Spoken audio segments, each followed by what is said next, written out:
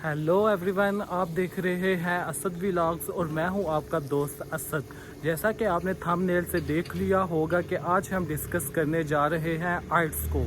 आइट्स क्या होता है, आइट्स की कौन कौन सी टाइप्स हैं, आइट्स का फॉर्मेट क्या है और आइट्स के कितने सेक्शंस हैं। और वीडियो में मेरे साथ बनिए रहेगा क्योंकि आगे चल के मैं आपको बताऊंगा कि हर सेक्शन में कितने कितने क्वेश्चंस हैं, इनको कैसे सॉल्व करना है और इन कितना टाइम रिक्वायर्ड होता है इन सारे क्वेश्चंस को सॉल्व करने के लिए।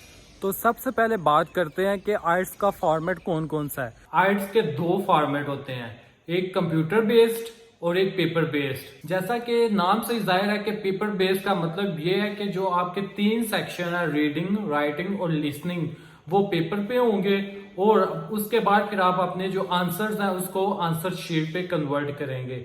और जो कंप्यूटर बेस्ड है, कंप्यूटर बेस्ड का मतलब है कि कंप्यूटर पे आप डेस्कटॉप पे ये तीनों मॉड्यूल देते हैं टेस्ट के। कंप्यूटर बेस्ड आइट्स है उसका रिजल्ट तकरीबन 3 से 4 दिन बाद आ जाता है। जो पेपर बेस्ड आइट्स है उसका रिजल्ट 13 डेज बाद आता है। तो आइट्स रीडिंग में टोटल 3 पैसेजेस होते हैं और 40 क्वेश्चन होते हैं जिनको हमने 60 मिनट्स में अटेम्प्ट करना होता है।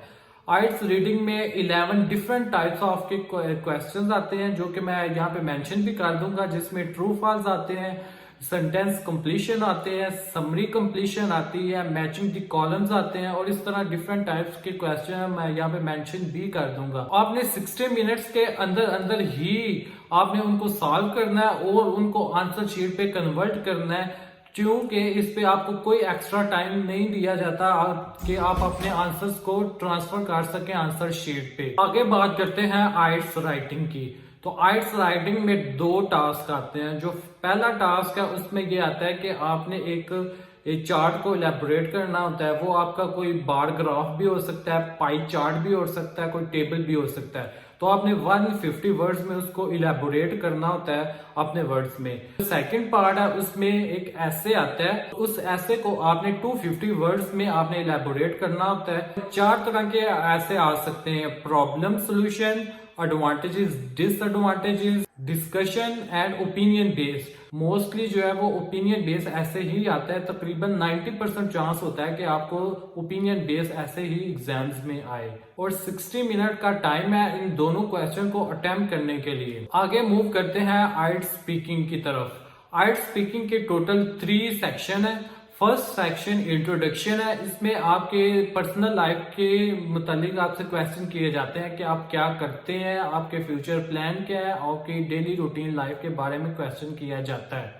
सेकंड सेक्शन में आपको एक क्यू कार्ड दिया जाता है जिसपे एक स्पेसिफिक टॉपिक होता है जिसके ऊपर आपने 1 से 2 मिनट में बोलना होता है। और उस 1 से 2 मिनट बोलने से पहले आपको 1 मिनट दिया जाता है ताकि आप उसको प्रिपेयर कर सकें। जैसे ही आपका 1 मिनट ओवर होगा तो आपने फिर उस टॉपिक पे बोलना शुरू करना है और 1 से 2 मिनट आपने उस टॉपिक पे बोलना और एग्जामिनर खुद आपको बोलेंगे कि आपका टाइम ओवर हो गया है। थर्ड सेक्शन है उसमें एक डिस्कशन होती है जो कि आपको टॉपिक आया होता है सेक्शन 2 में।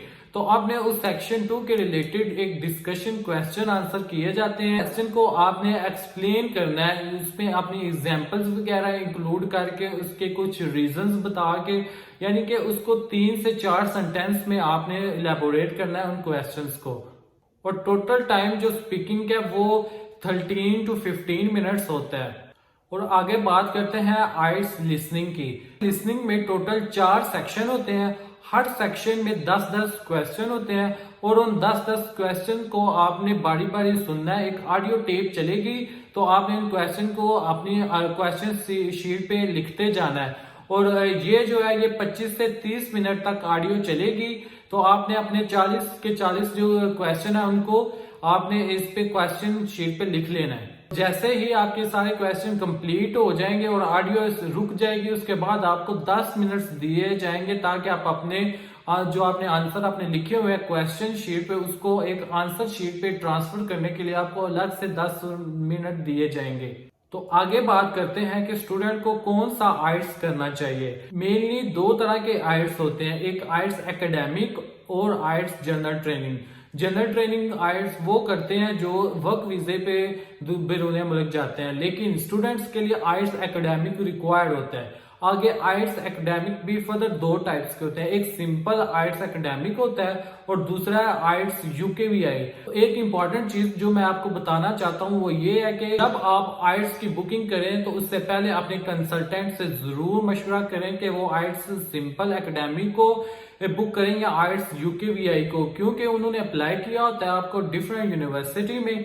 पहले एक दफा जरूर अपने कंसल्टेंट से जरूर मशवरा कर लें। आगे बात करते हैं कि आइट्स सेंटर कौन सा चूज करना चाहिए। बेसिकली आइट्स जो है वो दो ऑर्गेनाइजेशन जो है वो कंडक्ट करवाती हैं, आईडीपी और ब्रिटिश काउंसिल।